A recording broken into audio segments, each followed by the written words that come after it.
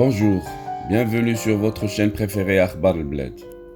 Toujours au sujet de l'affaire Pegasus.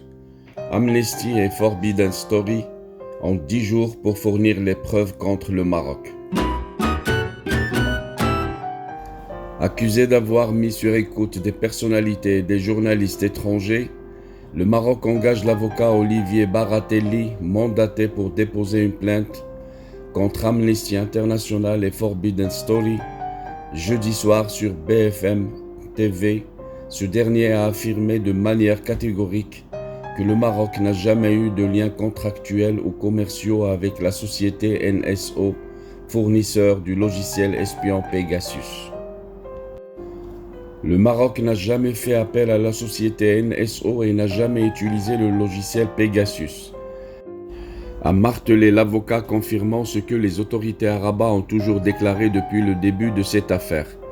Pour M. Baratelli, les deux ONG au cœur de ces propos diffamatoires ont 10 jours selon la loi 1881 sur la liberté de presse pour fournir les preuves qu'elles ont ou qu'elles n'ont pas.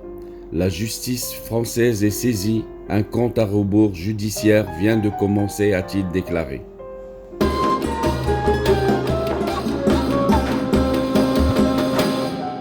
Il a affirmé que le Maroc n'a rien à voir dans cette affaire et que son rôle à lui consistera à contrecarrer ces rumeurs qui sont totalement infondées. Il ne comprend pas que des organisations internationales aient pu inventer pareille chose dans le seul but de saboter les relations de bon voisinage que le Maroc entretient avec certains pays dont la France.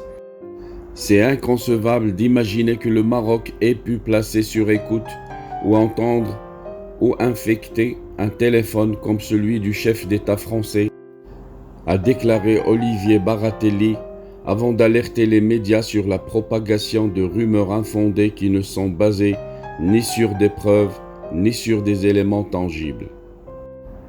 C'est pour cette raison que le Maroc, son gouvernement via son ambassadeur en France, Chakib Ben Moussa, m'ont demandé d'entamer 2 procédures pénales lourdes contre ceux qui sont à la source de ces rumeurs, à savoir Amnesty International et Forbidden Story, devant le tribunal correctionnel de Paris, 2 ans déjà que le Maroc demande à Amnesty International de fournir les preuves de ce qu'elle avance sans succès.